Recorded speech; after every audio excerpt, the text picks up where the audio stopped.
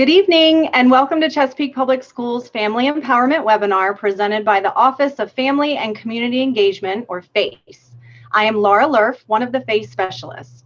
This year, in order to assist more families in a variety of capacities, we have expanded our team with a total of 4 new FACE specialists. Each specialist brings a unique set of talents and experiences necessary to support all of our families. Please check out our website for additional information. Our office seeks to create meaningful partnerships in order to inspire, engage, and empower families, educators, and community agencies to support the initiatives of Chesapeake Public Schools. We are typically available Monday through Friday from 8 a.m. to 4 p.m. and can be reached by direct phone line at 757-482-5923 or by email at face@cpschools.com. In the meantime, please check out our website at www.cpschools.com/family-engagement and follow us on Twitter at CPSFace.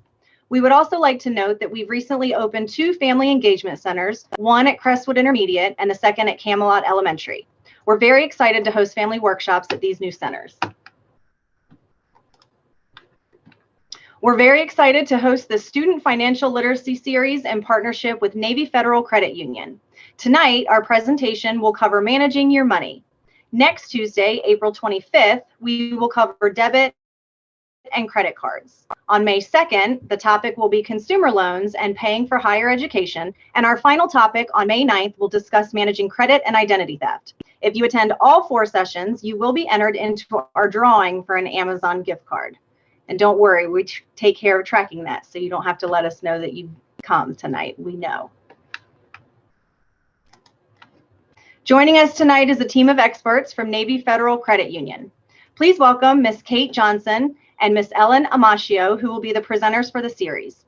Before I turn the program over, please remember that this video is being recorded for future use on our YouTube channel. Additionally, please feel free to use the Q&A feature to ask your questions during the presentation. At this time, I will turn the program over to the Navy Federal team.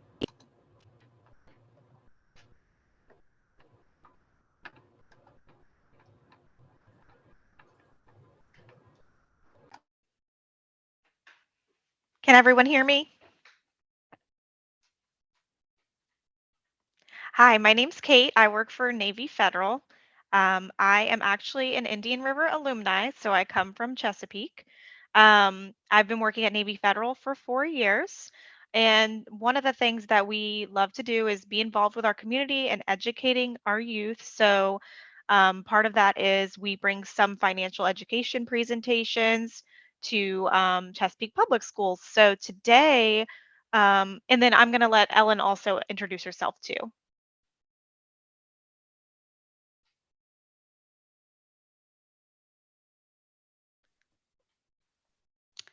Hi, everyone. I know we got all the Chesapeake students and parents here.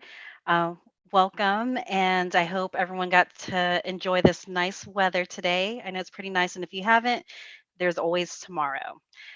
So again, my name is Ellen. I've been with the company since 2010. I started off doing credit card collections, and I've held various titles between Chesapeake, Norfolk, Virginia Beach, and so forth. And the branch department is my favorite here. Other than that, one of the best things I like to talk about, something interesting. I like to play tennis on my spare time. I love being involved with the kids. I even have my nephew who is part of the ROTC, and he is part of Indian River High. So go Indian River High. Other than that, we want to be able to just bring awareness of all the financial matters, especially since we got 4 series to go. But that's about it. Thank you. All right, so I'm going to start with sharing my screen on here.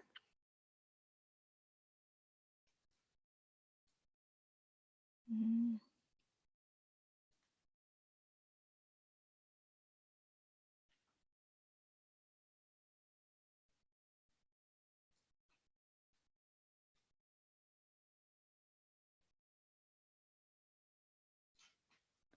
And actually, Laura, if you're there, it's saying that I cannot share my screen. Oh, here we go.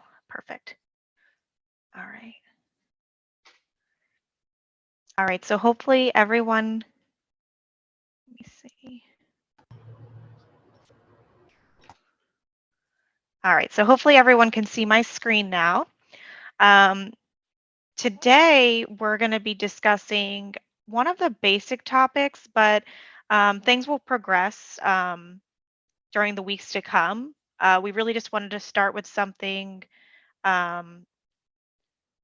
basic, and then as we go on, we'll talk about credit reports, loans, and other things in the future. But today we're talking about how to make sure that you're able to manage your money, pay the bills, and save for things that you want. So we'll talk about income, expenses, and budgets, how to create a budget, and so forth. So, do any of you guys have an example of something that you would consider an expense for you right now? You can put it in the chat and we will share what you guys have. So we want to know what you would consider an expense and then what you might consider income. Kate, the chat is actually disabled, but they can put their answers in the Q&A. Yeah, so you guys can put it in the Q&A. So something that you would consider income and then something you would consider expenses. It can be an expense that maybe your parents pay or something that you have to take care of yourself.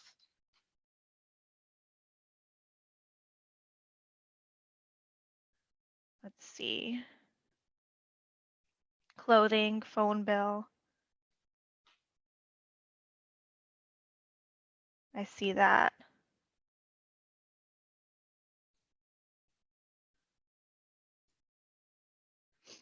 Let me pull this. Taxes, that's great. I'll give everybody a second to put their ideas in the chat.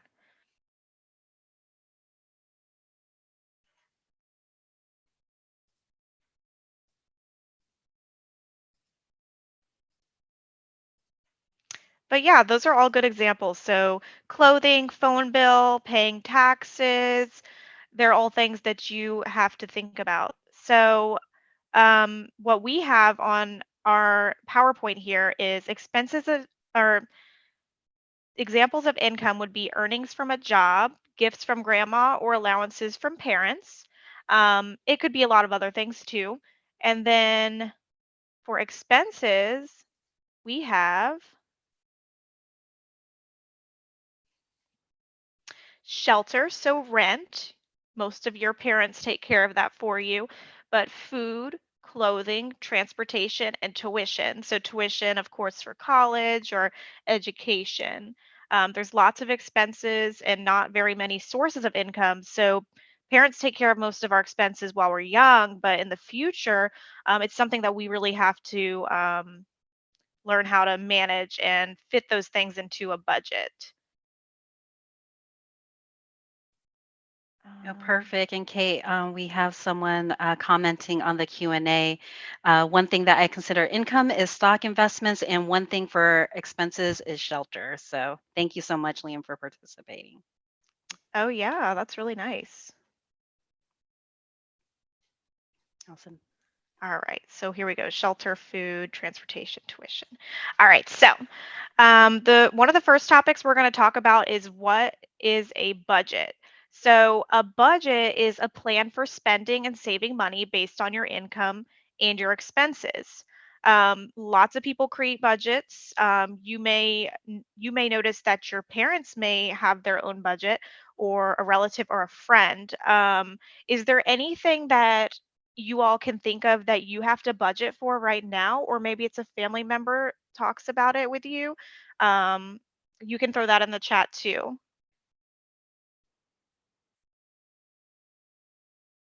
Are there any expenses during the year that you might want to save up for that you have to include into a budget? Or maybe a budget might help those expenses?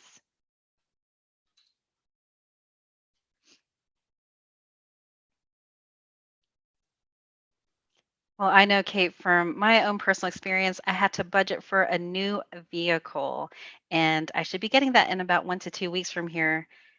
Anybody else have any budgets that they have planned for the year?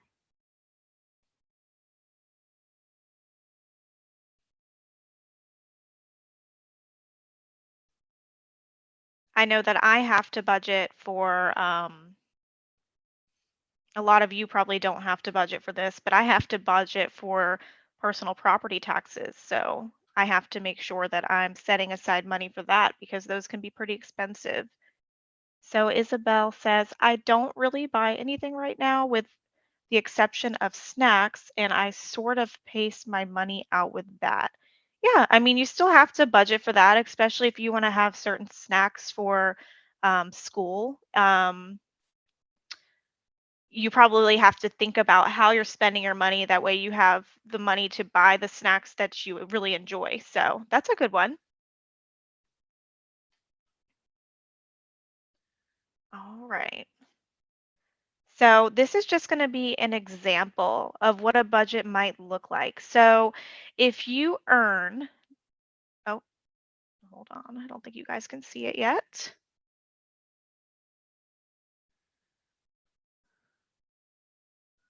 So if you earn $10 a week for an allowance and you want to buy a $100 pair of shoes, how long will it take to save up for them? So it really just breaks it down in a math problem here. So if you're saving up for something that would cost you $100 and your allowance is $10 per week, if you just made your regular allowance every week, it would take you 10 weeks to buy that pair of shoes. So that's a long time to be saving for a pair of shoes. So what are some things that we could do to speed this up? And then we'll talk about that first. So what are some things that we can do to speed up the process of getting your new pair of shoes?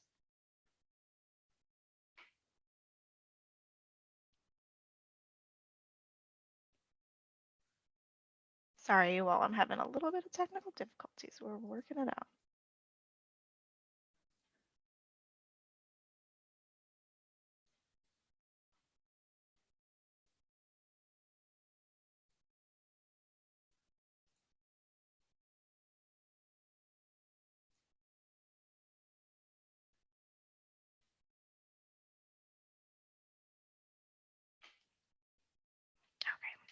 There we go. So I'll share some ways that I think that you may be able to purchase those shoes a little bit faster, maybe picking up extra chores, or you could during the summer get a lawnmower and mow some lawns.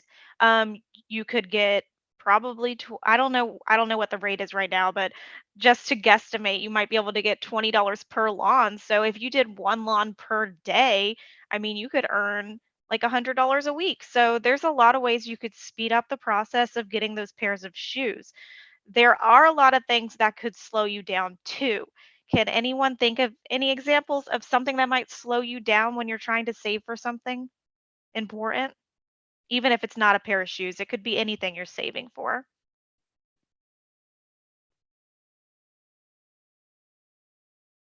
And you can just put it in the Q&A if you guys have any ideas.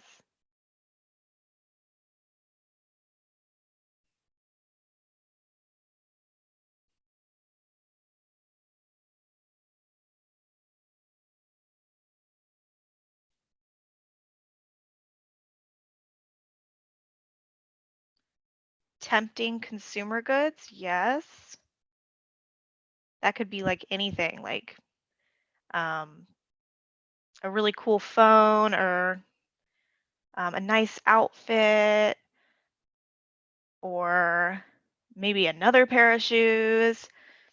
Um, Liam says, one thing that might slow down saving goals is impulse to buy or paying expenses. So, yeah, impulse to buy things, but also paying expenses like your regular bills. And a lot of times things will come up that's not expected. So, an emergency. Logan says, surprise expense like break in equipment. Yes, especially if you need, like, if something broke, like your car, and you need that to get to work, that could get it in the way of something that you're budgeting or saving for. Or like if it's your computer and you work on your computer, you might have to find a way to pay for that equipment to be fixed. So that's really good. Those are all really good examples. Let me see.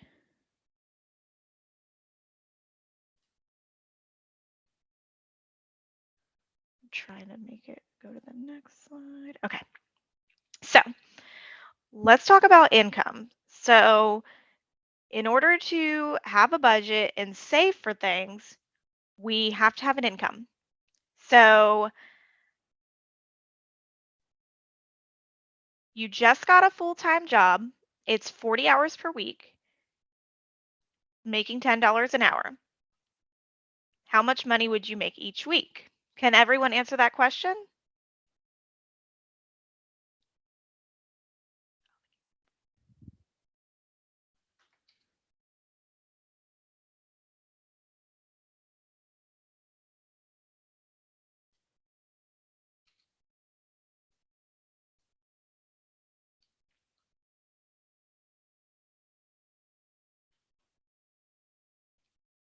Okay, so it's not $400. So unfortunately, with paychecks, we're not really going to get the full amount that we're expecting. So if I make $10 an hour after taxes and deductions come out, I'm not actually going to get a paycheck for $400. Um, so the adjusted, this just has an example here. It says we would say our adjusted hourly rate after deductions might be $8.74 when we consider paying our taxes. And this is actually what a paycheck might look like. Could be, you guys might already be working or have jobs. So you may have already seen one of these, but a lot of people might not have. So a lot of times it's going to have your business name right up here. It's going to have how many hours that you've worked. Let me use a laser here. It's going to have how many hours that you work, your pay rate, your pay period. So it looks like this person probably gets paid every week because that's a week. But this shows their pay before taxes and deductions come out. And then after all these things come out, Medicare, Social Security, federal taxes, looks like they're contributing to their 401k. They end up taking home $349.60. So we can't totally go off of our net income when it comes to creating a budget. So we always have to think about these things too. Do any of you guys, are any of you guys already working? Have you already been able to experience this and see one of your first pay stubs? And were you surprised when you seen all the deductions that came out? I know I was.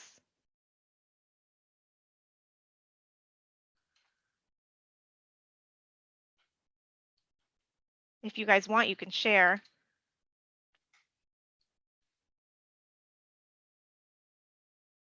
Oh, that sounds like a fun job, Isabel. She just got a job as a lifeguard. What? That's Amazing. awesome. We appreciate our lifeguards. That's a really fun job, especially in the summertime. Well, a lot of you are probably really focused on school right now, so not everyone's probably working. But when you start working, this is probably similar to what you might see on your first pay stub.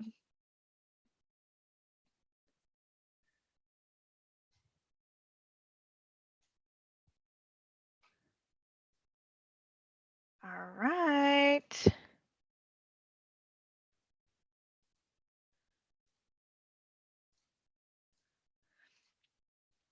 Okay, and this just kind of explains that after your deductions, again, you're really only making about $8.74 per hour.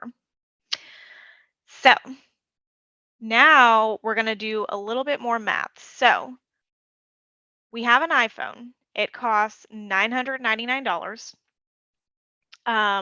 We have to add the cost of sales tax before we can even think about creating a budget to pay for it. So The math is right here for us. This phone is very expensive. It's $999 plus 5% sales tax. So by the time that they check out with the cashier, this is actually going to be $1,048.95. Um, Suddenly, this seems a lot more expensive than what we might have thought in terms of how long we need to work to afford them, especially if we're doing chores for $10 a week. So that's why we were kind of talking about ways to speed that up, ways to make some extra money to save for the things that we need.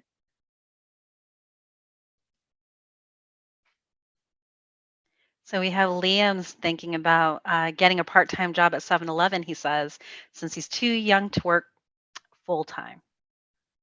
That's awesome, Oh, that's Liam. awesome. That's awesome. If your parents are okay with you working and it's something you want to do, that's awesome.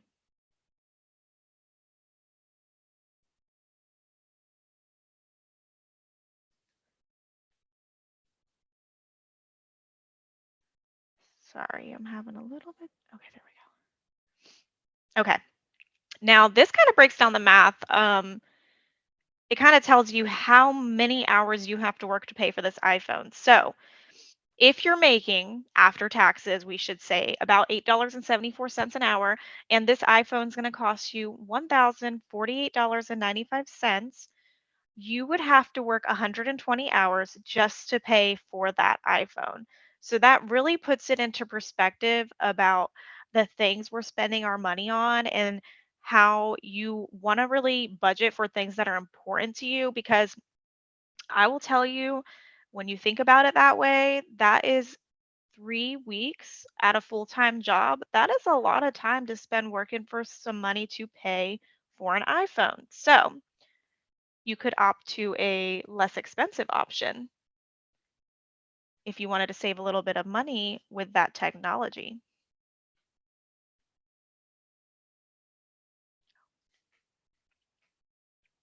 So let's see.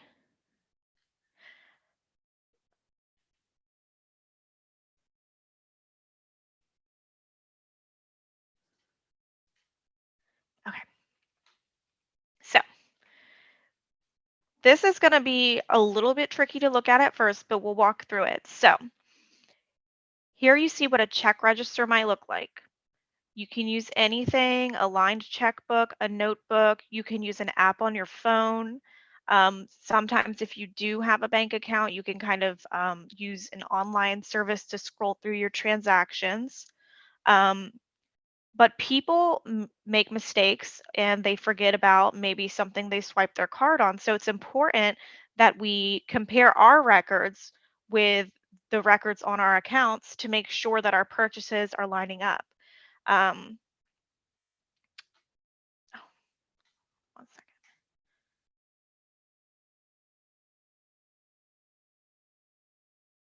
So from the top, it's going to start on January 23rd. When you got paid, you'll see a deposit in the account for $349, which brought them to a balance of 449 because they already had a balance of 100.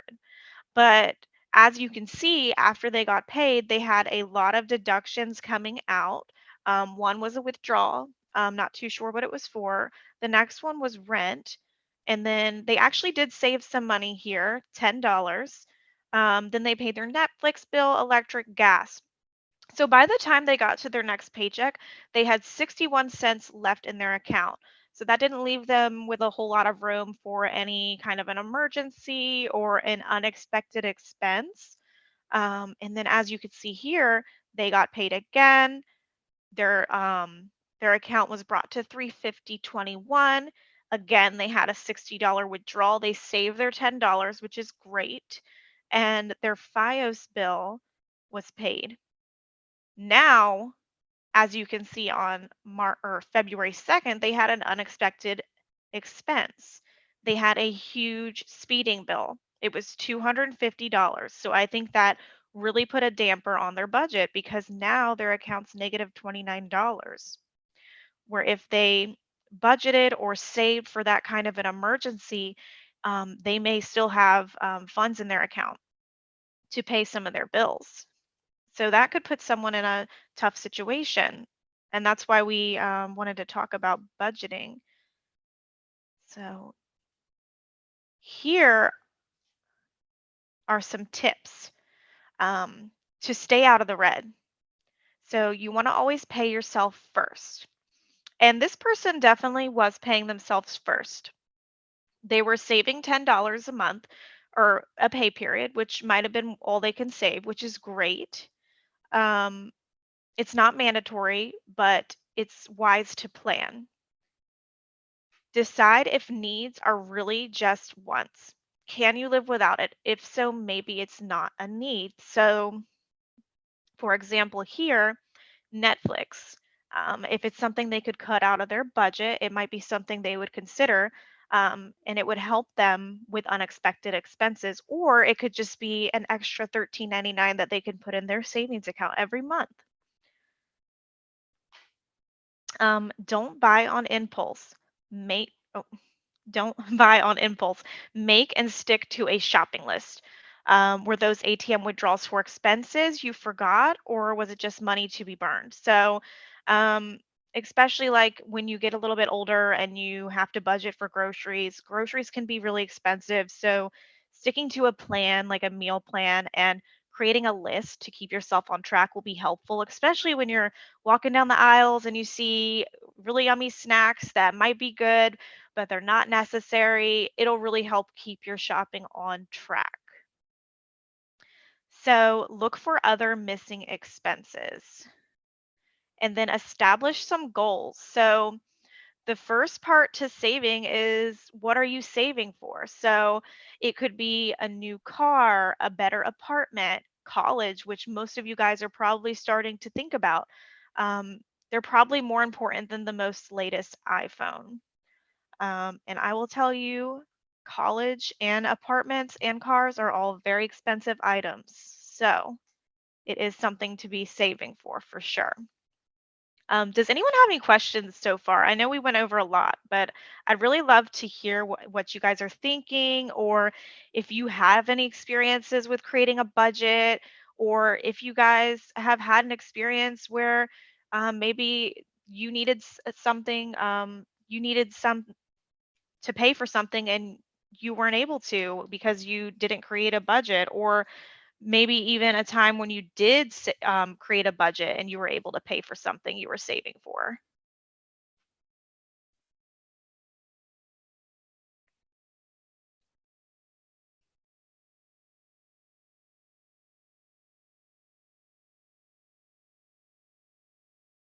Was there ever a time when you had to give up something, um, maybe not buy the latest iPhone because you maybe wanted to you had to purchase something else?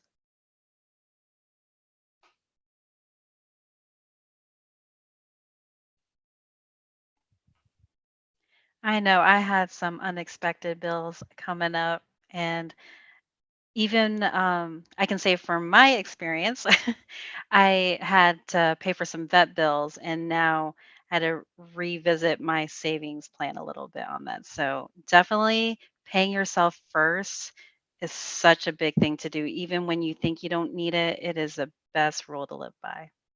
Yes, absolutely.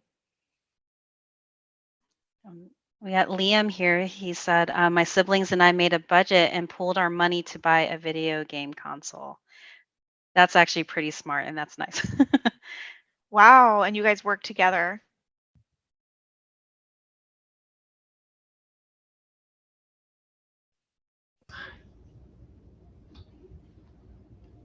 Anybody else want to share any experiences?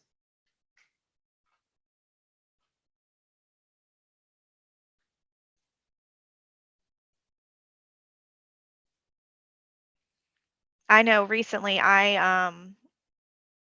we decided, well, I decided I wanted to renovate my kitchen, so that's something I had to budget for sure. Definitely a big cost. And we have Logan here. He said, I am very used to the math that is behind this, which is good when it comes to budgeting, even though I have yet to make one. Well, that's good that you know the math. That's the important Yeah. part behind it.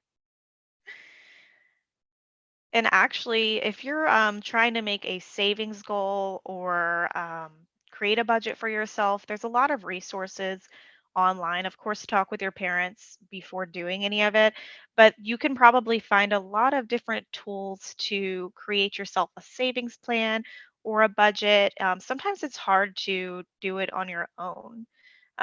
So even having a parent to help guide you is always great too. And really lay out everything on a piece of paper so you can kind of see it visually too.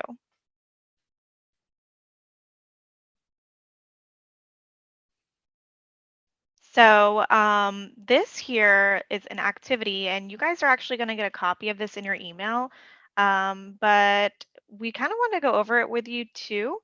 Even though a lot of people will pay bills electronically now using debit cards, you could still know how to handle a paper check. So I do think checks will still be around when you guys are at the point where you're paying bills and living on your own.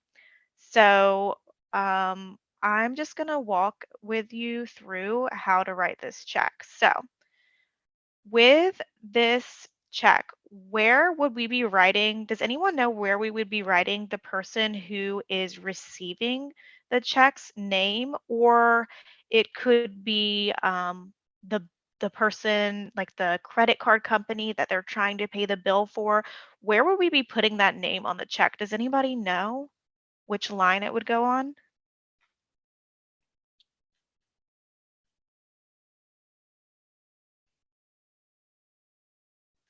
And feel free to type it in the Q&A.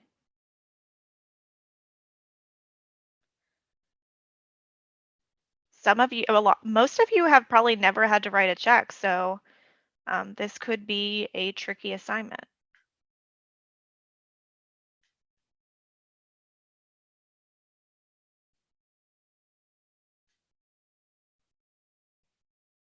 Well, I'll go ahead and give you guys the answer on this one. So the person you're paying is going to be on the line that it says pay to the order of, and in this case, it's Washington Gas. Um, There are actually going to be two lines where we're going to write the amounts. So you would write the amounts in numbers on this line here, and then in words on this line here. And actually, this is the most important line when these checks are presented to your financial institution. This is what they're going to be going by. So you have to make sure that you write it correctly and that you actually write it in too. Sometimes people miss that part. And then this is just a optional portion, so it's a memo if you wanted to keep track of what you're writing checks for. And then this is where you're going to sign.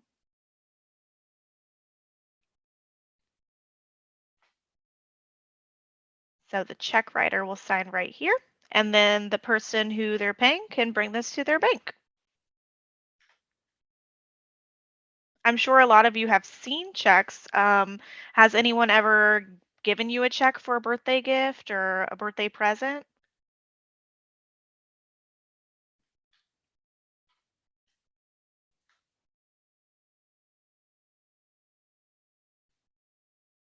Or did you guys have any questions about that activity on the check itself?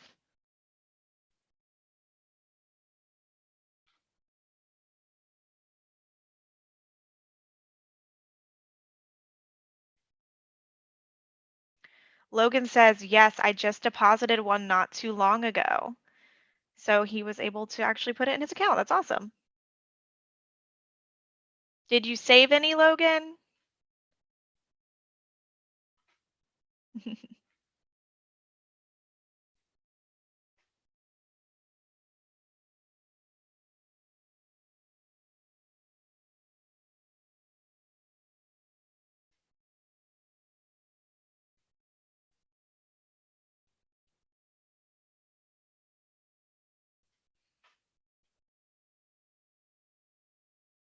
Well, I would love to open the floor to any questions about creating a budget, saving, about any of the things that we went over today. We would really love to hear from you guys. Don't be nervous about putting questions in the chat. There's no question that we can't answer, and if we can't answer it, we'll find the correct resources to answer them for you. So please, if you have any questions, put it in the Q&A and we'll answer them for you. Logan says all in his account for safekeeping. That's good, because that paper check won't do anything for you if it's sitting in your dresser drawer or something like that.